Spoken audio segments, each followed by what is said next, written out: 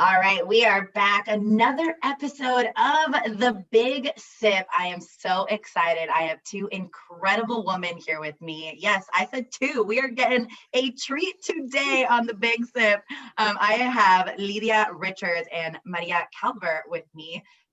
From Hispanics in Wine, an incredible page that I started following, highlighting and amplifying the Latino voices in this wine industry community. But they have so many other incredible things going on just besides that. And so this space is for you, ladies. Welcome. Thanks so much for joining me.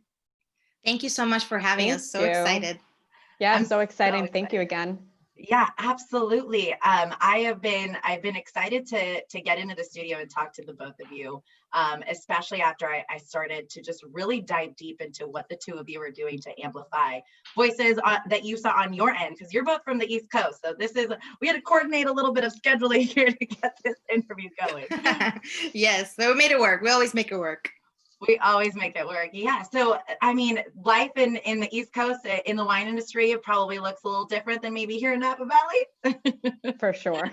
But it doesn't mean that it still has to be super far-fetched outside of the wine industry. The two of you are doing some incredible work, and I'm excited to highlight that. So hi, hello, who wants to start and kick us off introducing themselves? Sure. I'm happy to start. Hi, so excited to be here, Gabriela. Thank you so much for having us. So I'm Lydia Richards. I am a certified sommelier, and I'm actually doing my diploma courses for the WSET. Aside from my work in PR for a renowned agency here, I also have a company called Vino Concierge, where I do private events. We'll see. Well, now virtual, of course, 2020. And then, educate consumers and also do corporate tastings, private tastings, and so on. So it's been very exciting, a very fulfilling year within the craziness. And, also, decided along with Maria to launch Hispanics in Wine, which we'll be discussing soon. So originally from Panama, I've been here for about 10 years. And I am, it's been a journey. I started sort of in the fashion industry and kind of made my way into wine, which is finally when I realized where my true passions lie. So I started doing a couple of courses here and there, and then I realized I don't want to do fashion at all. So I'm just gonna go dive into the wine industry. I had a little bit of PR background, so I used my existing skills and my existing education and tried to find my way in. And on the East Coast, especially in New York, we do work with a lot of importers, distributors, PR agencies. So it's been an interesting discovery of that type of industry. We work with a lot of imported products, imported wines. I work with wines from Spain and also a lot of South American wineries. So it's kind of fun to see the wine industry from this side of the field. But anyway, I'm happy to be here, and I'll let Maria speak now. That was a great introduction, Lydia. That was a great introduction. I was just like, oh, there's so much there that I'm so excited to unpack and just learn more about fashion and then wine. Yeah. Yeah, thank you again for having us, Gabriela. We're very excited to be on here.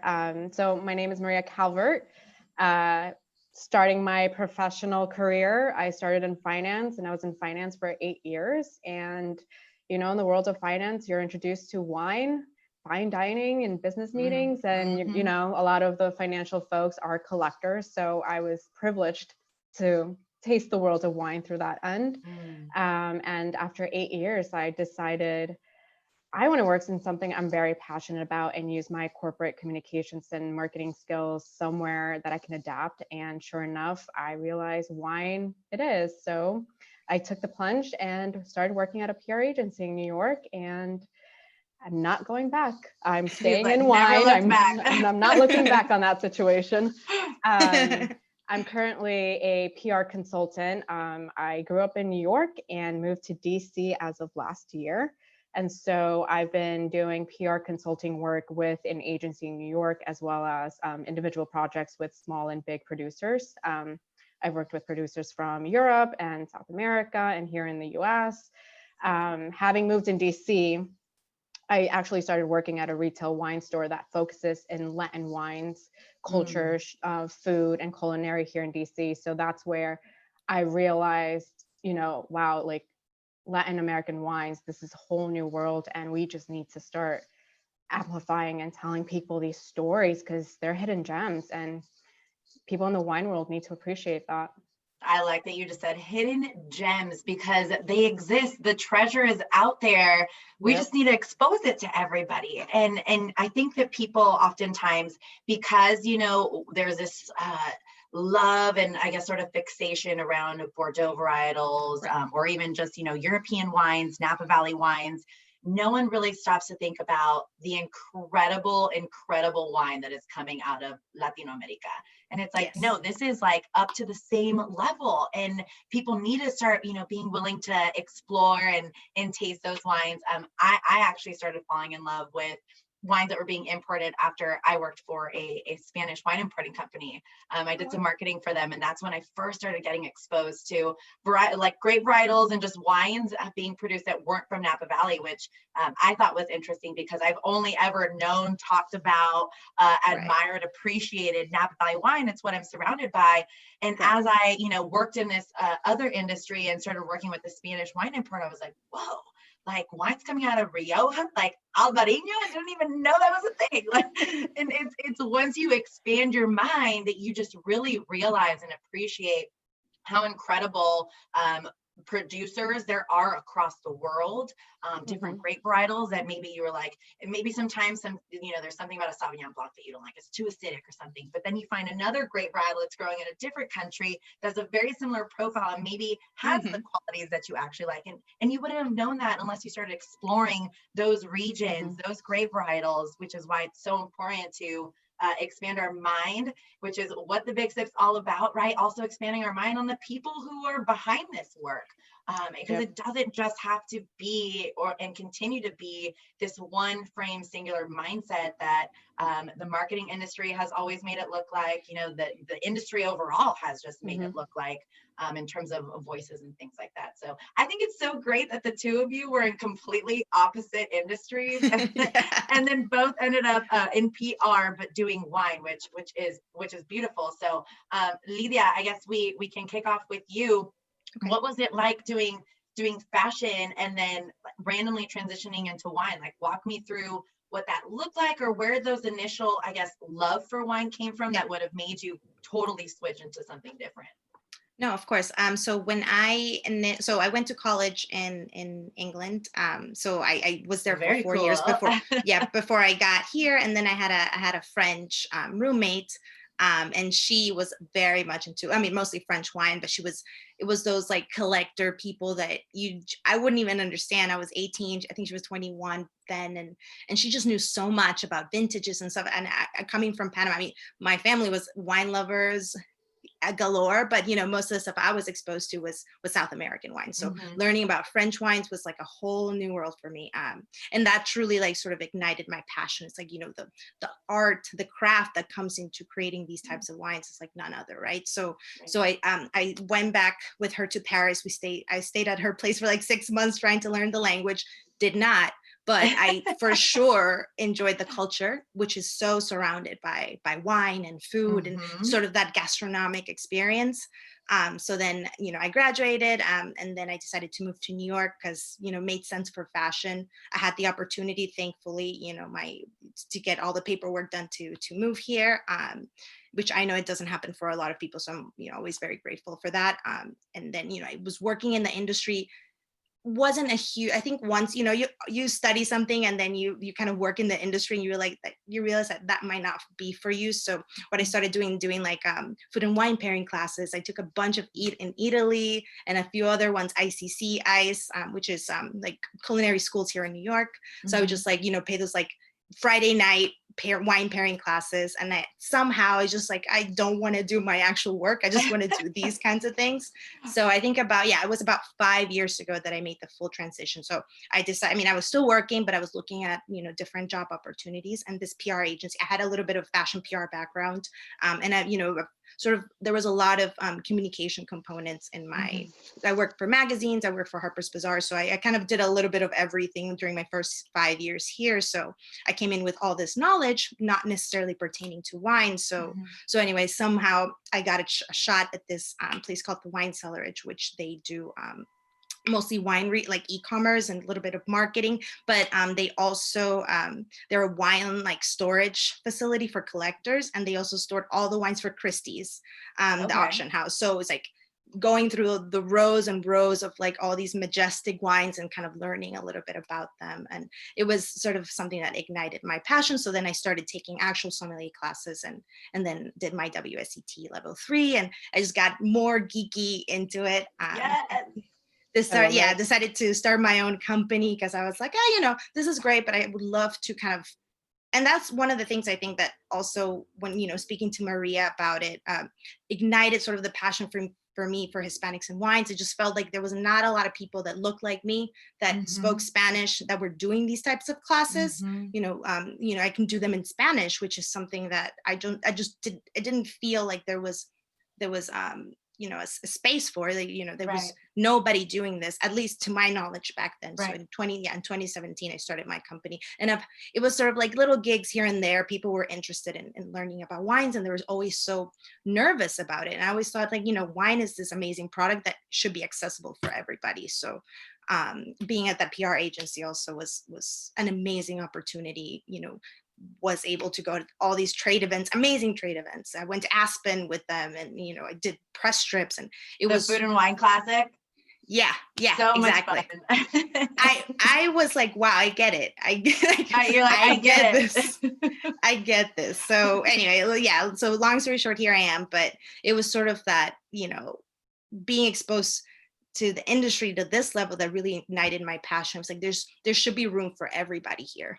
So absolutely. So, yeah. Do you think that the people that you noticed who were really nervous to learn about it, it was because they didn't feel as though they could see themselves within that space, and that's why they didn't really want to engage, or what were you seeing that was trending with the people that you were working with? No, absolutely. I think it was a matter of that. Maybe it could have been because, obviously I have family members that migrated from here, and they're like, I don't understand esta cosa de vino. What is this? I just want to drink my Costco wine, and I'm fine with that. But I think it's just this like mechanism thing. It's like, thinking that, this is for somebody else and different kind of audience. It's not for me. And that always bothered me because I was like, I want to learn everything I possibly can. So, and I want to be able to give that to the generation. I think it's also a matter of age, because there's a lot of, let's be real, there's a lot of older people in the industry, and they can be a little snobby. So, that sort of having that personality, or, that passion that you can bring to younger audience. And, you can see it, the industry, the millennials, Gen X it's definitely more interested in wine, the stories, the people, the new age winemakers. And I, us, people like doing sort of impacting like really small things. It's like, really changing the industry in a larger way. Exactly. And I think it's important that we start focusing in on that younger generation, because if we only cater to and only keep producing things that are for that older generation, the industry is not going to last. And in order to make the industry really last, you have to consistently be willing to bring in and welcome that new generation, and ask yourself, like, what do I need to do to ensure not necessarily that you're changing up your entire playbook, dynamic, whatever that looks like, but you do need to figure out, how do I attract these new people? And knowing that, one, the United States too, if we're just focusing on this country for a moment, is starting to become way more diverse. I mean, pretty soon everybody is essentially going to be mixed to some degree. And so, you have to be able to attract those people who are coming from so many different diverse backgrounds, and that is going to be the generation that you want to play into. So you need to start having people see themselves within that product, see themselves within that industry. And if you're not allowing that, then people are going to be really put off, which is why I think right now, la conversación, the conversation is just so profoundly being highlighted as to the fact that we need to amplify Black voices. We need to amplify brown voices. We need to amplify all people of color, women, LGBTQ community, people operating in these spaces that normally haven't necessarily had an opportunity to say, like, hey, I love being a part of this industry. I deserve to exist and be shown in this space too. 100%. Yeah, no, it's a complete mismanagement, because if you think about it, like, they are going to have their micro audience that you can reach to, that for the most part you didn't reach to begin with, because let's be real, a lot of the marketing and the kind of publicity that it's been done, it's for just a certain type of audience. And I think Exactly. it's, if you want to pitch it, and that's sort of what Maria and I do, is if you want to pitch this to brands and, you know, and wineries, and so you got to tell them like, hey, there's a whole world that you're missing here. So just got to be a little smart about it. Yep. I mean, hey, I'm excited at what the future is going to hold. If it's you two ladies, but driving the bus, making sure PR wise, hey, we're doing all of that. Well, Maria is a true PR guru here, I will say. And Maria came from Wall Street, which I love, you know, super opposite transition. Maria, walk me through sort of what that looked like. I know earlier, you know, you touched on the fact that you really started to fall in love with the world of wine because you had all these client business relationships where, yeah, you know, you're wining, you're dining, you're out and about, you're being exposed to all of these beautiful wines from all over the world. And that's originally what attracted you there. But what was really the thing that made you be like, I'm done with this, we're going to the world of wine? You know, was there like a passion while you were younger that, you know, you had been exposed to beforehand that kind of teed you up to put yourself in that position, or what was that like? So, you know, I actually went to college for fashion marketing and PR, but so funny. which is the one thing we share with Lydia, which we laughed at when we were working together in an agency in wine. But I very quickly was like, this is not for me. Like, not for me. And I've always been a numbers person. I love economics. I love finance. And I realized, no, I want to go into finance and do PR, corporate communications. So my day-to-day PR in finance versus the wine industry is completely different, but also you use like very similar skill sets and foundation of how to promote and do campaigns for a brand, regardless of the background of the sector.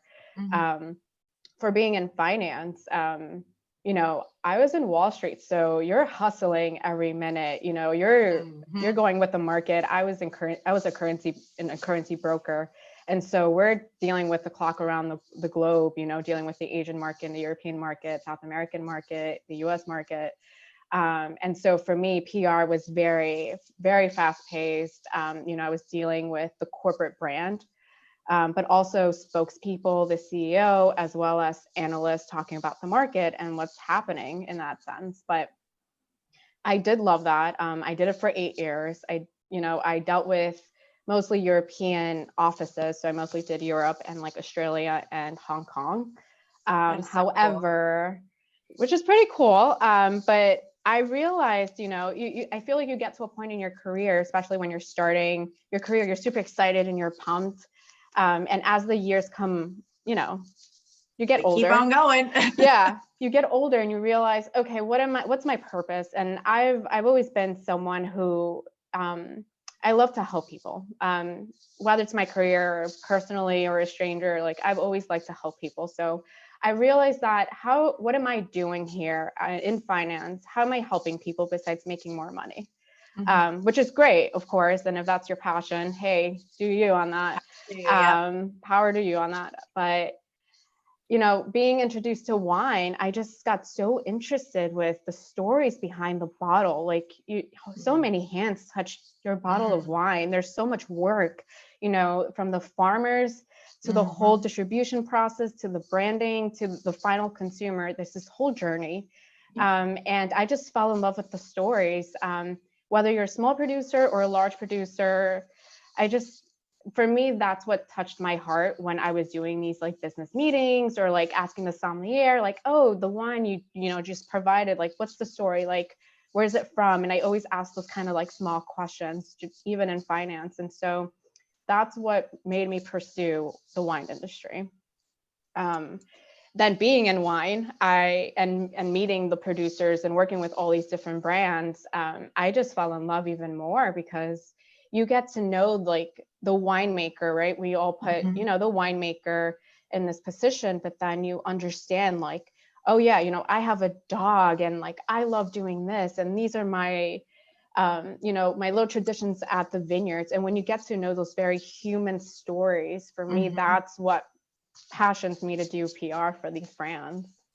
That's amazing. And you're right. It's all about the stories. And that's originally like what really inspired the Big Sip is I want to hear the stories. I want to hear originally I was like, it's the latest tea, but we're here talking about wine. So it's going to be, we're sipping over here. But it's like, I want to know, what's the latest and greatest, what's happening out there? Who is the person behind it? Because there are so many stories to be told, and every story is different. It's funny, again, talking to the two of you, two completely different stories, places where you're coming from, but then somehow ended up in fashion, and then out of that ended up in PR for wine. And that's the funny thing about life. It's, as you were talking, I really totally related to the fact, as the years start ticking, you start asking yourself, what is my purpose? Yeah. What am I actually supposed to be doing? Because I don't just want to go to a job every day. That's not appealing, at least not for me. I want to actually care about what I'm doing. I want to actually feel good about what I'm doing. And as you start to ask yourself that, just being willing to take that jump, for the two of you, was it difficult? Was that transition difficult, especially as a woman and as a woman of color? What did that look like, trying to completely enter the industry that was something opposite from what you had originally done? I think from my end, it was certainly interesting. We don't, necessarily have to go into like specifics, because I think we basically all know these stories, like people not thinking that, oh, you're not the wine educator here, or you're not the person that, that's supposed to be managing this event so many times. And, getting that from people that not only like, people from international background that coming, to do these trade events, but like from actual people that you work with and people in the industry.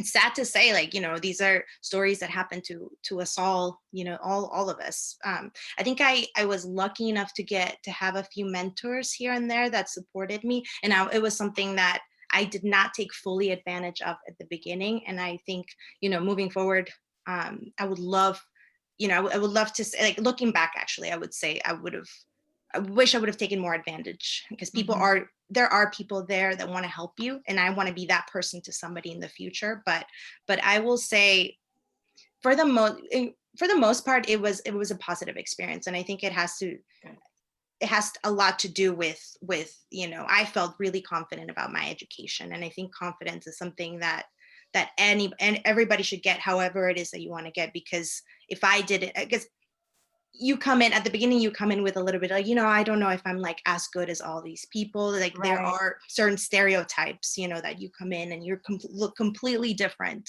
than everybody else. And that kind of like feeds into that, the lack of confidence in yourself. But I think I have a great support system, and I have a great family. And I think that's something that truly helped me.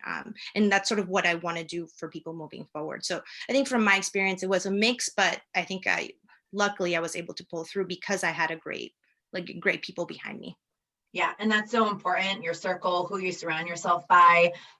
If you're able to find a mentor, sometimes you don't even necessarily know who to reach out to. But, you just kind of have to be willing to ask. And sometimes that means you're going to be put in an uncomfortable situation, because maybe you're not comfortable approaching strangers in that way. Yeah. But they're only going to be strangers for so long. And if you at least place yourself in that position, you're just inching your way that much closer to hopefully achieving what you're looking to achieve for yourself. And everybody should, I firmly believe wholeheartedly, find and search for that thing that makes them feel good, not just in their everyday life, but good about themselves. Because that's, mental health, all of these things are things that we should all be talking more about. A lot more people are starting to talk about it.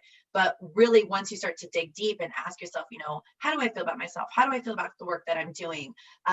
You start to get a couple of answers and notice that there's an accountability part in there that also requires you to do the work. Because someone could give you the eggs, the flour, the milk, the whisk, but if you're not willing to bake the cake, like, you're only going to get so far.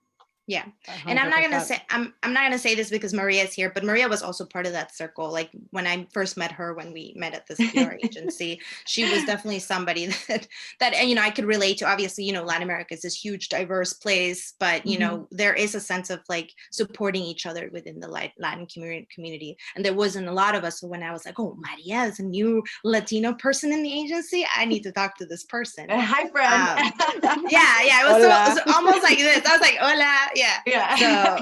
So and so then, basically we're gonna be best friends if you didn't know already. Sorry, but there's no other Sorry, choice. but you're stuck with me already. Yeah. And I think, yeah, exactly what that happened. And then going through all of these like events and managing these events and doing these amazing things within the wine industry was kind of nice to have somebody that thought a little bit like me and was sort of in that similar mindset. Yeah, and could we were able relate to support each other. Yeah. So that was super helpful. Yeah, absolutely. Look at you, Maria. See, you the two are like two peas in a pod, just like constantly uplifting each other once you were entering the space. For you, Maria, similar to what I asked Lydia, what did that transition look like for you? Whether you want to look at it as just a woman or a woman of color specifically that was trying to completely switch and enter that new career path. So at first it was nerve-wracking. I was like, oh, should I do this? I don't really know about wine as much. Like I love traveling. And so I was able to travel when I was in finance, and I did go to different wine regions. Just, you go to like Italy and you're like, oh, wine, you like make that connection. I have to go to Tuscany and like try some, great wine there. So I had that kind of experience before, but it's not that I was knowledgeable in wine to speak to someone who was in wine in the industry already. Right. But I realized, what, just like as I was reading people's profiles, when you like speak to these people, not everyone comes from wine from the get-go. It's just like Lydia and I, we come from different industries. So I was like, hey, I know I'm really good in PR. I know my skills. I will just have to learn about wine day one and just find mentors and speak to people and ask the questions. I've always said, if you don't know something, find the person and ask them. There's no such thing as a dumb question. As simple as it is, you learn something new every day, whether you're an entry level or a professional for 40 years, you learn something. And so that's when I decided to go to the agency. Thankfully, I did have a bit of a network before because, again, of my previous experience.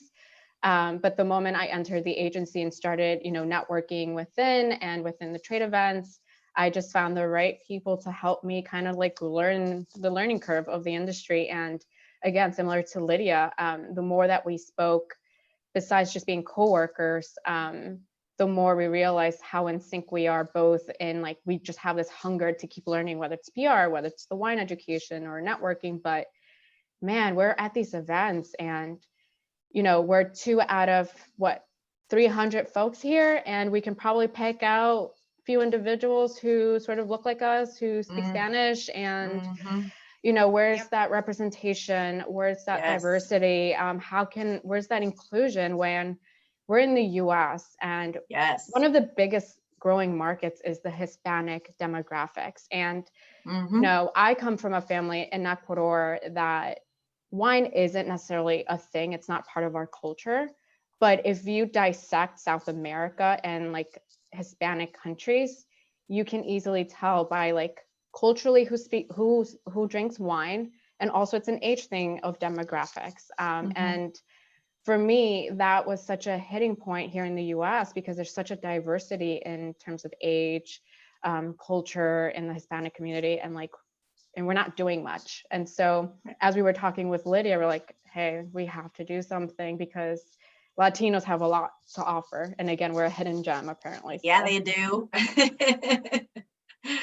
That's amazing. And so was that sort of the inspiration for Hispanics in Wine, was knowing like, hey, this is if the platform doesn't exist, it takes us. If isn't a chair at the table, then we build one, right?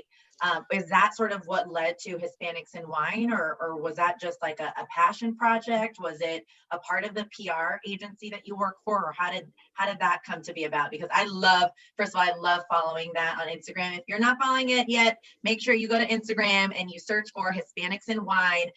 And these ladies are elevating. Again, like I mentioned, it's not just winemakers in Napa Valley. If anything, I haven't even met a winemaker in Napa Valley on your page. It's people in other parts of the industry still in wine, but with different roles, maybe not traditional roles that you think about when you're thinking of, oh, someone's in the wine industry, winemaker. Someone's in the wine industry, grape grower. It's completely different fields of operations, which also, again, expands your mind as to the breadth and depth of the industry and how many different cool, fun career opportunities there are to be in this space, and to be in power positions, not just, some random foo-foo kind of like position in the wine industry.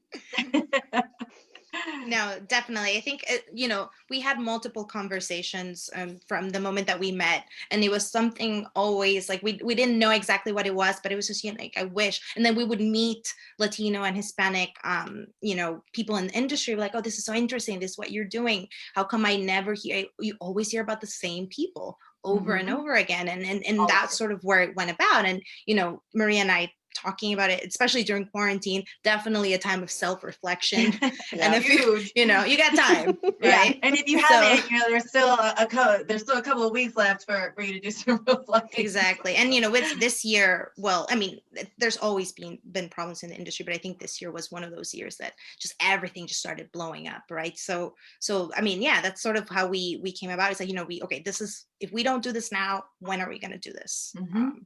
So I mean, then, this is sort of how Hispanics in wine came about.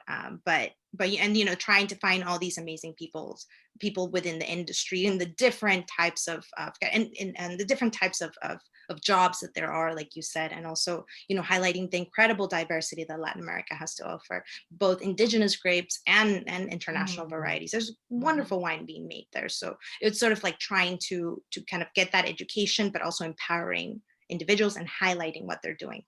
And to add to that, I think it was so important for us because, we've had our personal experience in the industry as females, as Latinas. We felt like it was our responsibility. We're not seeing anyone do this. So why don't we do it ourselves? Because I'm sure there's hundreds of other women and even men who are Hispanic and Latinos who feel this way too. And they're just like, where is this community? Exactly. There you go. I raised my hand for the record. and the more we were trying to like network early on in the year, we're like, man, it's a little hard to find, if someone specific that we're looking in a specific market in the US. And we're just like, there's no one set platform that you can look up. I'm looking for a Hispanic some in whatever state or whatever it may be. And so, we just like, hey, we got to do it ourselves, and let's just do it. Roll up our sleeves and get it done.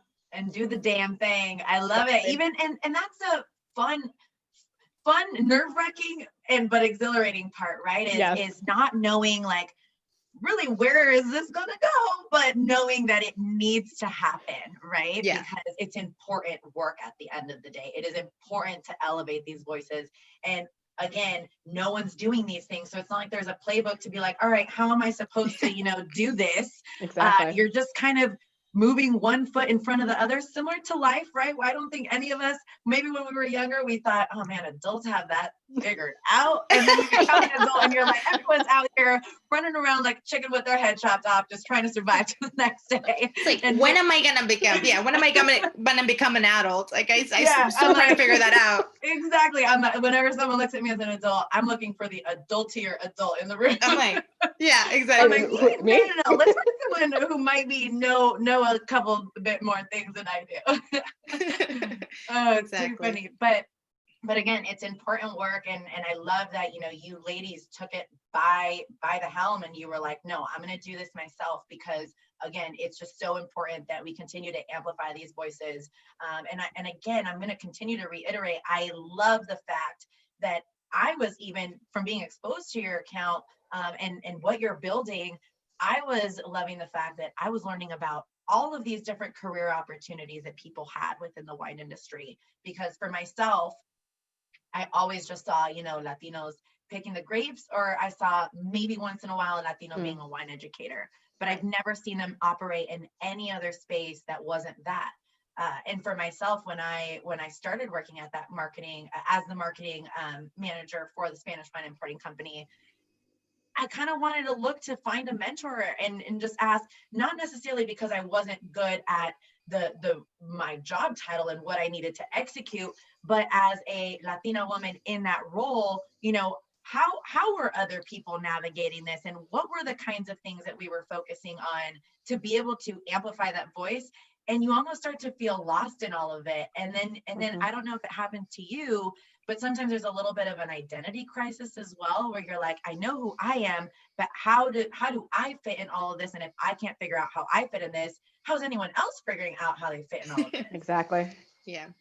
Life's like, though, that's a book of my life. And I think probably most of us, trying to figure it out. And like you actually said this at the beginning, Gabriela, is like, if there's no room for you, you'll just make room for yourself. And I think there's gonna be moments, and I think we see it here and there. Obviously we're just starting, but getting a little bit of messages saying like, I'm so happy that this page was born, and I didn't even know this existed.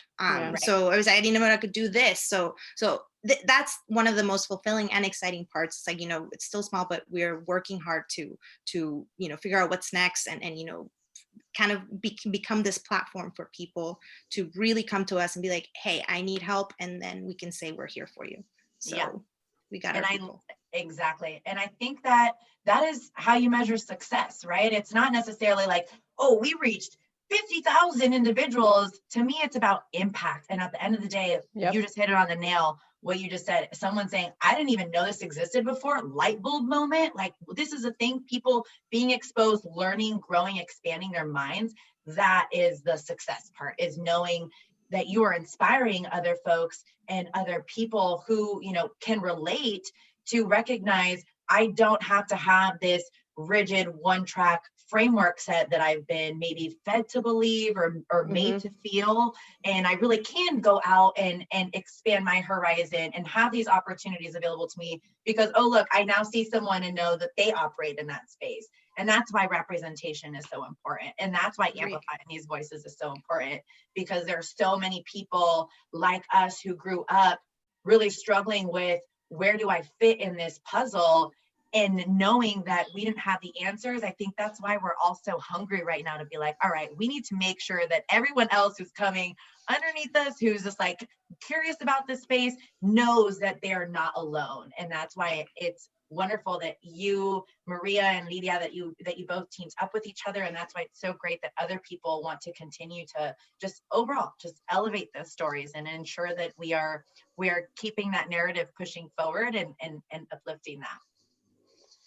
Awesome. Yeah, I mean, that pretty much sums it up. It's overwhelming, but it's fulfilling at the same time. And like what Lydia and what you mentioned, we just getting those simple messages of, I didn't know this, or how can I do that?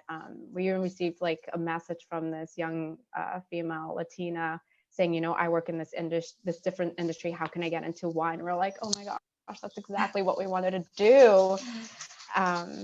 So like, let me tell you what I did, because now she has someone who's been there, who's done that, and you get to go ahead and provide some of that advice. Right. And whether it's, her exact same picture, then that's what's going to work for her. But at least there is, a framework, something that some of us, we didn't have a framework. We were like, all right, we're just going to take a step in this direction and hope that we're all good.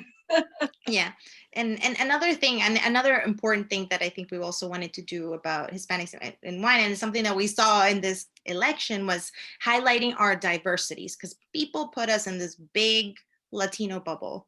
And I think, part of the reason why we wanted to do this, specifically a spotlight series, is where we, kind of highlight people, amplify their voice. What are they doing within the industry?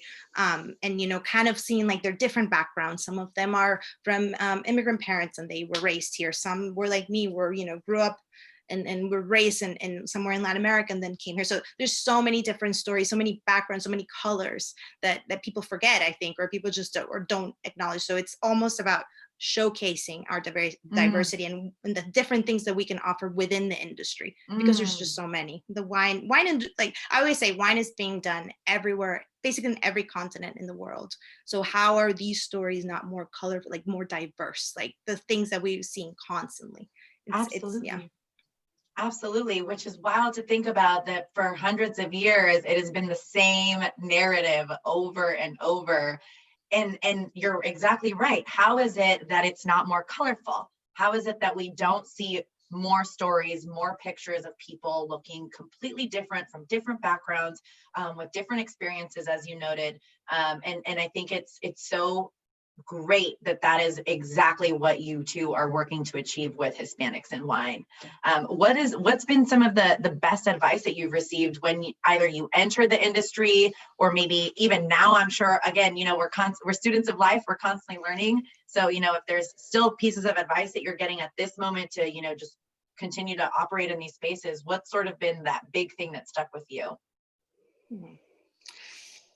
I feel like I should know this. Okay, so there's just so many people have been extremely supportive. But I will say, and it's something that I so believe in. It's like, I think, and we kind of touch upon it a little bit, but it's sort of that if you use your existing skill set to do whatever it is. So, when I first started in this, I had a little bit of PR background, and I was able to leverage it into wine PR. And then, obviously my experience as a Latina, and, working with Maria on Hispanics and wine is sort of attributing to that. It's like, you're constantly evolving. You never stop learning. So I think that's something important that people, it's like, just because you sort of made it somewhere doesn't mean you stop. You're just constantly evolving. You're like, like you said, you're a student of life, and you have to keep moving forward. That's part of the hustle, right? Like that's what we're all doing at the end of the day. And I think that's important. And don't forget to network, because I think that's something that sometimes I just don't want to reach out to people. I want to be at home watching Netflix, but no. And there are different ways in which you can network. You can do Instagram. Nowadays, Instagram, I think it's like, I'm just slipping into people's DMs all the time. Had we not done that? Yeah, exactly. No, that's a sort of something that's just stayed with me. And I've just seen it evolve, and having that support from, like, like I said, my support system, and like trying to always find those mentors, because I don't think there's just that one that you can get. Your different points of life, try to find, you see somebody that you sort of aspire, or you want to get to that level, try to reach out to them. It's easier than you think. The worst thing that they can say no is no, and then we don't need them, right? You can just find somebody else. Exactly. There's like this big fear of rejection, and trust me, I get it. I'm definitely right there, like breaking into sweat right before hitting the send button. But then you just kind of jump over the ledge and just do it. Because that's really the only thing that I found that works. You mentioned network, which is so important. And I think about so many people who I've come across who are like, how do you network? Like, I don't understand. Like, I don't want to reach out. Like, I'm a stranger. They don't even know me. Who are just so driven by fear of networking, fear of not knowing this individual, and that, again, they're going to be rejected. But at the end of the day, it's networking is like your lifeline in life. It's the one thing that's going to continue to open up opportunities for you. And that doesn't necessarily, some people might say like, well, that's pretty selfish, if you're only talking to people to see what you can get from them. But it's not in that sense. It's how can we all assist each other to continue to push forth whatever it is that we're all seeking as individuals, together, as a community, because it really takes everybody being that transparent with one another for people to really rise up and ensure that everybody's in a good place. Yeah. Oh my gosh, you ladies are awesome. Maria, what piece of advice did you get that has kind of stuck with you, or that kind of jumps out at your mind? For me, it was definitely network. Nurture your network, your relationships, reach out, don't be scared. If they say no, it's not bad. If they say no, you move on and you go to the next person, and then you go to the next person, right? But personally, with my skill sets, it's just be true to yourself, be true to your voice, be true to your personal brand of, what you're trying to accomplish in your career, in, your purpose, whatever that might be. Just be true to it and stick to it, and don't let people who tell you no or say, oh, that's a bad idea. If you know in your gut feeling that it's something that you can do and you can make a difference, whatever that may be, just push through the noise and just get it done.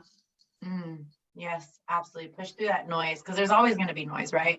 There's always going to be challenges. I think that's the other thing. don't think that, it's all going to be cookie cutter perfect. Nope.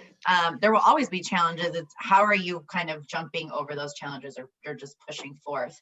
And I love that, again, the two of you are in operating in a part of this industry that has to do with representation, PR, how we're marketing this, who we're attracting to, ensuring that we're looping and bringing in more narratives, more voices, so that it doesn't just remain singular. And I'm curious, what excites you the most then about operating in that space, or like, what are you looking forward to doing as you continue to grow in that space?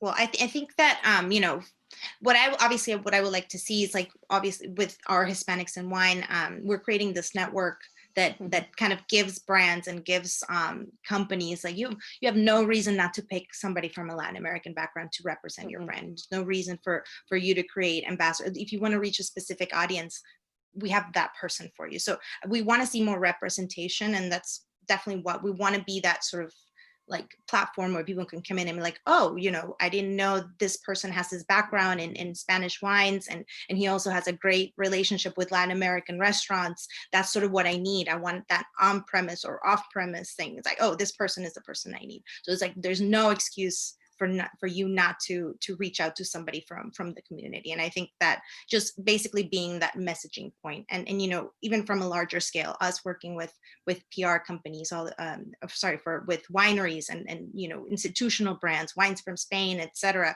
We want to be able to put representation and different voices into the different types of career opportunities here. And I think that's so important. And even within the messaging, I was reading actually an article, I think it was the amazing Julia Coney that wrote it, and she was talking about millennials, and it's sort of that conversation we had a little bit earlier. Millennials are interested about the stories, but are the brands catering to these messages? Are they hearing what kids want? And these growing audiences, the Latin American community, the Hispanic community, the African American community, are we hearing what they need from us?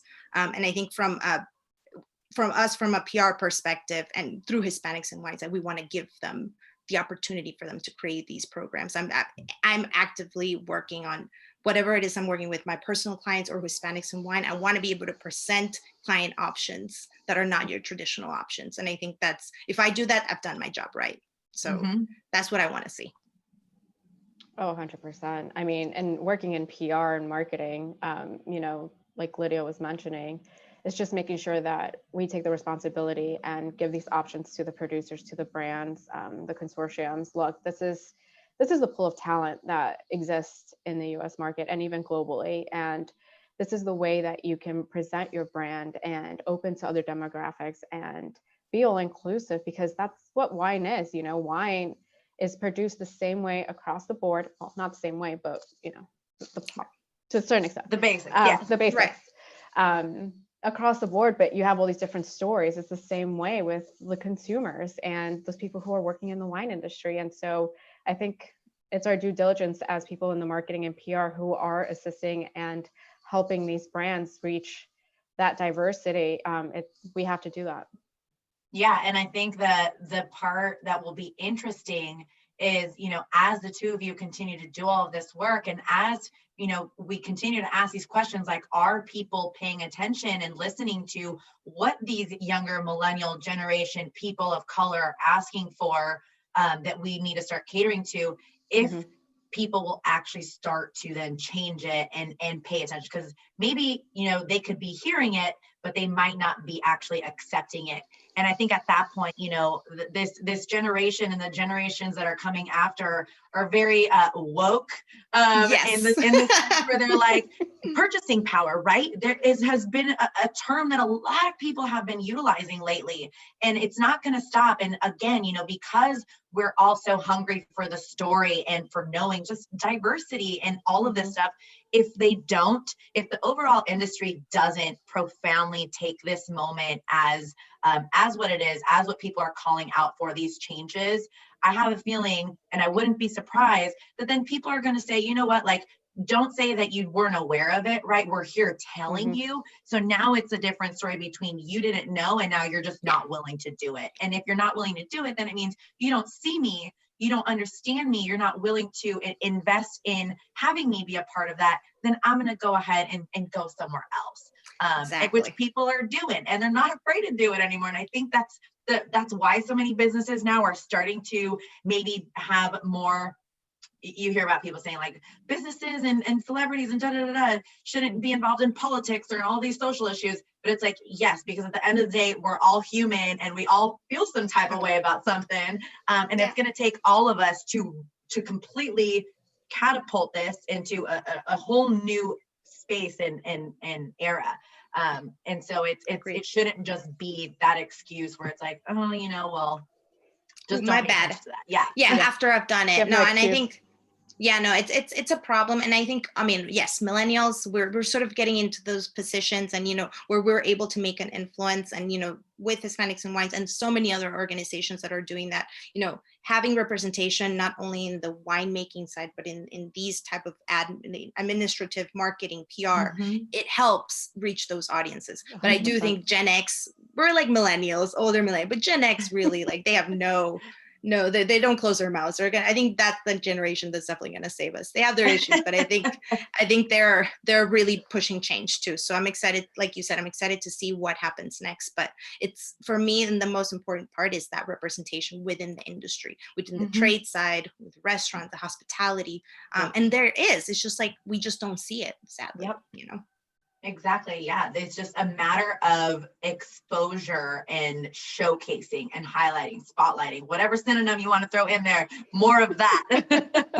No, actually, Maria, you actually came up with something real cool. Amplify, support, and educate. I couldn't have said that better. So Amplify, that's sort of what, educate. That's our motto. And I love it. So is that the motto for Hispanics and Wine? Sure. Yeah.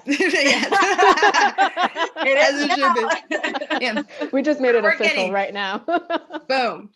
No, but it's spot on. Everything that needs to happen needs to amplify. There needs to be a support system in there for everybody coming in. And then obviously the education piece, those who are coming in, but then other people who are completely unaware. And it's through those three things. And I'll throw in obviously representation, right? But that comes with being able to provide all of this, because then people will see, oh, there's someone there that looks like me, and we're showcasing it. That's going to really change the game. And you're right, Gen X is on a whole other train. But the good thing about the millennials is, a lot of 30-year-olds tend to think they're not millennials, and the spectrum actually goes to like 37. It's like 24 to 37. No. So there's diversity in that age range, whether we're talking about race, whether you're just talking about the age and where you're at in your life, at certain points. So, that generation too, like, should not go ignored. Like, they are the ones who are going to dictate what direction you need to be going to, the vastness of how much we need to be acknowledging, right? Because again, we're not just this one box. Even millennials are not just this one box. They have a completely different range. And so again, if people pay attention, if people start acknowledging that they do need to take these stories, what people are asking for, seriously, that is what's really going to draw that effect and draw that change. Absolutely. No, 100%. completely agree. Oh my gosh, so awesome. You two are so cool. What are you most looking forward to, I guess, in 2021, whether it be in your career or with Hispanics and Wine? So I think, with my career, obviously, you working hard on that hustle, trying to get my brand, get myself known out there. But I think generally for wine and Hispanics and Wine, we are working on building our network. We're furthering our, the people that we have in our spotlight series and so on. But moving forward, we are actually in the works and talking to partner organizations and, trying to get those, career advancement opportunities and present different options for the people interested, not only people that are in the wine industry, but also people that are looking to enter. So we're definitely working on expanding our capabilities at this time. 2021 will be an interesting year, but we'll get it done. We're virtually or in person. So stay tuned on that for sure. Where should people be contacting you if they're tuning in and they're like, you know what, I want to invest and be, someone to network with them so that I can see, how can we work together to amplify, support, and educate? Well, so we have our Instagram page, Hispanics in Wine. Definitely DM us. We'll have. We're working on our other like websites and other things like that moving forward. But for now, definitely Instagram is where it's at. They do respond. They won't leave you unread. Don't you worry. We respond to all messages. Oh yeah, we do. We're always very excited about it. We're like, hey, thanks. Oh my God. So funny. Maria, what about you? What are you most looking forward to in 2021 as we just look forward to? I like to be a very positive person, and I really think that there are so many beautiful people like the two of you who are just really going to be profoundly important as we continue, moving forward and turning the page into the next year and the years beyond that. What are you most looking forward to, I guess, as we wrap up this very challenging and insightful 2020 going into the new year? I mean, being a PR consultant for me, I'm just excited to, working more with these producers and helping them again with like the diversity and as well as the Latinos and the Hispanic producers down in South America, helping them get amplified in this market. If you're available, they're doing some quality, great wines down there and people just don't know it. So being part of that initiative, I think is so important for me and like something I want to do in 2021. But for Hispanics in Wine, what Lydia was saying, just helping, amplifying, educating, and working with other partnerships to help with career advancements. And, we do the Spotlight series every other week, and we're very excited that we did expand our team, and we took on one of our very good friends who we also met in New York City, Yvonne Nill, who's actually in her route and studying to be a master in wine. And so she has helped us also with the networking and helping amplify the stories of Hispanics in the US market. And also being a female, she has something similar to our story, right? And so we're happy to also be expanding on that. I love that. And I'm going to love continuing to see this grow. Hispanics in Wine, all of these women who are just recognizing like, yes, someone else out there looks like me. I'm going to go ahead and do the damn thing. And then just again, networking, being able to know that we can support one another, even if you're total strangers on the opposite side of the coast, but all of us passionate for the work that we're putting forward. So kudos to the both of you, to everything that you've built in your personal lives, professional lives, and then now as a dream team, a Latina dream team with Hispanics in Wine. It's you two are super rad. I'm really so stoked that I was able to even chat with you. Thank you for responding to my DM and for even allowing this opportunity to happen. Like I mentioned, it's when I came across your page, I was like so blown away at the fact that was even something that existed. So I knew immediately I need to talk to these women and figure out like what got them started in this, and also let them know how thankful I am that they even created this to begin with. Because again, like I know that if I feel that way, how many other Latina women feel that way, or how many other just women of color feel that way.